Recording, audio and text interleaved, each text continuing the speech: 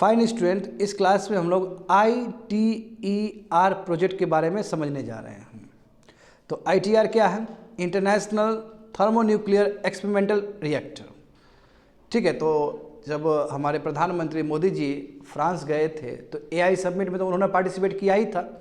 After participating AI summit वो फिर ITER facility में भी गए थे जो कि साउदर्न फ्रांस में है, और इंडिया भी उसका एक मेंबर है।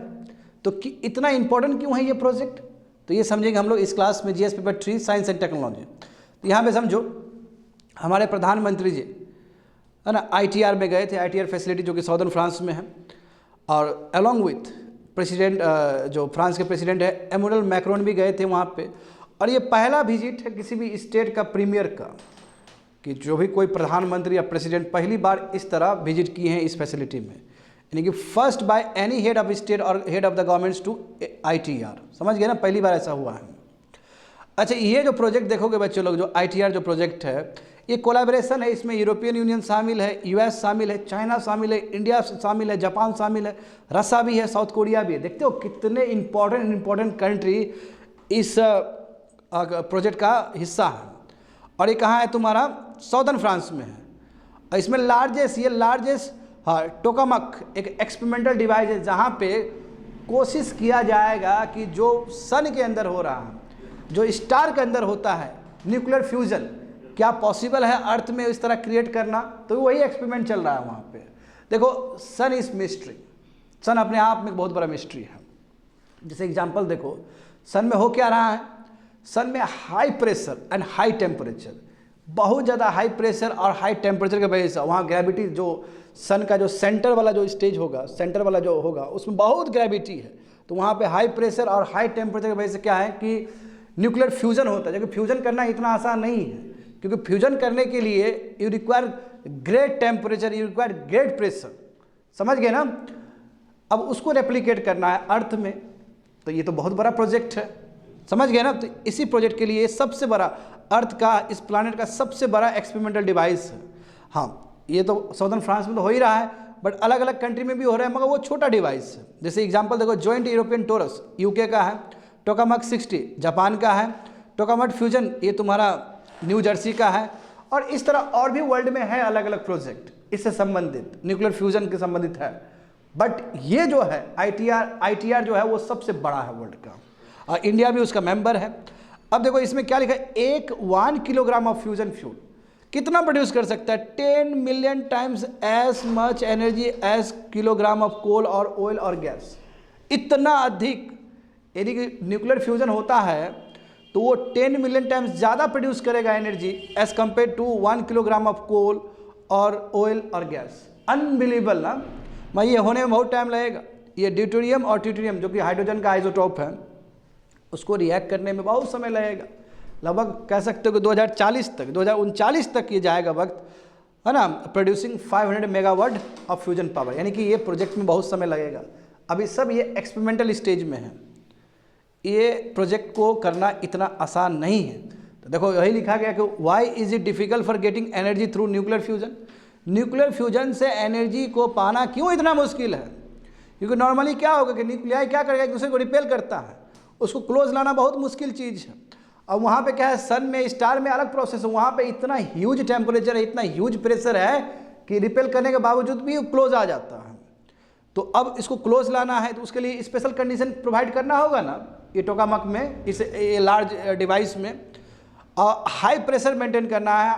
अब बताओ, सन को कॉपी करना है, सन को कॉपी करना इतना आसान तो नहीं है ना? तो for that you require very high pressure. अच्छा बताओ, इतना हाई टेम्परेचर हो, अब इतना हाई, अब देखो यहाँ पे दिक्कत ये है कि अब प्रेशर क्रिएट करने के लिए टेम्परेचर ज़्यादा लगाना पड़ेगा। सन का जितना टेम्परेचर, उससे ज़्यादा टेम्परेचर लगाना पड़ेगा आपको प्रेशर क्रिएट करने के लिए इस डिवाइस में।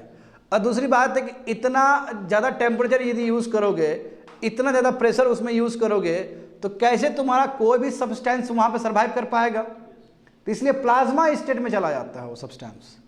और जब प्लाज्मा स्टेज में है तो जाहिर सी बात, उसको कैप्चर करना बहुत मुश्किल है। तो इसलिए वहाँ पे मैग्नेट का यूज़ किया जाएगा, मैग्नेटिक फील्ड का यूज़ किया जाएगा। तो कोशिश तो है, देखो यहाँ पे तो यही लिखा है कि बहुत डिफ़िकल्ट है इस तरह सिचुएशन को प्रैक्टिकली ये कर पाना। जैसे स्टार्स व सन हो गया, देख रहे हो ना कितना एनर्जी रिलीज कर रहा है, because of the nuclear fusion. वहाँ पे न्यूक्लियर फ्यूजन दिन रात हो रहा है, वहाँ पे hydrogen continuously changing to helium, ठीक है, और न्यूक्लियर फ्यूजन हो रहा है ये। तो इस तरह का रिक्वायरमेंट, इस तरह का चीज़, इस तरह का जो high temperature high pressure create करना ईजी टास्क नहीं है। यहाँ पे देखो तो कॉम्प्लेक्सिटी क्या है, न्यूक्लियर फ्यूजन एनर्जी को डेवलप करने में कॉम्प्लेक्सिटी क्या है। The pressure that are possible on earth are much lower, यानी कि यहाँ पे अर्थ में ना इतना प्रेशर आप क्रिएट ही नहीं कर सकते हो, क्योंकि वहाँ पे ग्रेविटी बहुत ज़्यादा है, तो ग्रेविटी ज़्यादा है तो प्रेशर ज़्यादा क्रिएट होगा, और वहाँ पे टेम्परेचर भी बहुत ज़्यादा है। एक तो प्रेशर कम है, अब प्रेशर कम होगा तो आपको उतना प्रेशर क्रिएट करना है, तो उसके लिए जितना सन में टेम्परेचर उससे ज़्यादा टेम्परेचर यहाँ पे लगाना पड़ेगा in order to create pressure. तो वही यहाँ पे लिखा गया है बच्चे लोग कि जो प्रेशर है अर्थ में बहुत कम है एज कम्पेयर टू सन, तो इसलिए टेम्परेचर बहुत ज़्यादा चाहिए, let's say 100 million degree Celsius चाहिए, इतना ज़्यादा चाहिए, यानी कि जो सन का टेम्परेचर उससे भी ज़्यादा टेम्परेचर यहाँ क्रिएट करना पड़ेगा ताकि प्रेशर वो क्रिएट हो सके जो सन के अंदर है।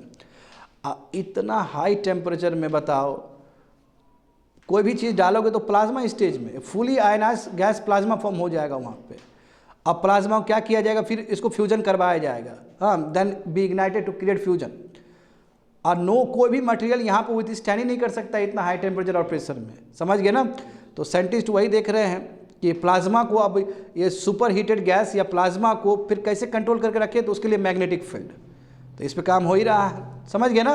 और उसके बाद क्या होगा कि जैसे फ्यूज होगा, काम होगा, उसके बाद ट्रमेंडस एनर्जी रिलीज होगा in the form of heat, और उसी को टैप करके एनर्जी को प्रोड्यूस करना है, इलेक्ट्रिसिटी क्रिएट करना है।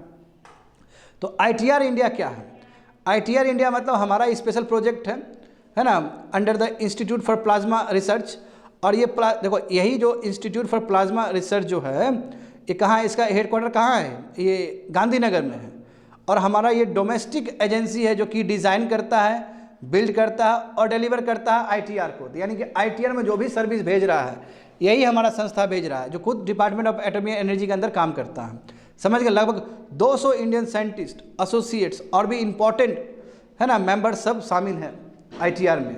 और ITR क्या करता है, बहुत सारा इंपॉर्टेंट सर्विस जो भारत का जो ITR है, यानी कि भारत का जो IPR है, sorry institute for plasma research है, वो बहुत सारा चीज़ ITR को भेजता है, समझ गए ना। That's it, completed.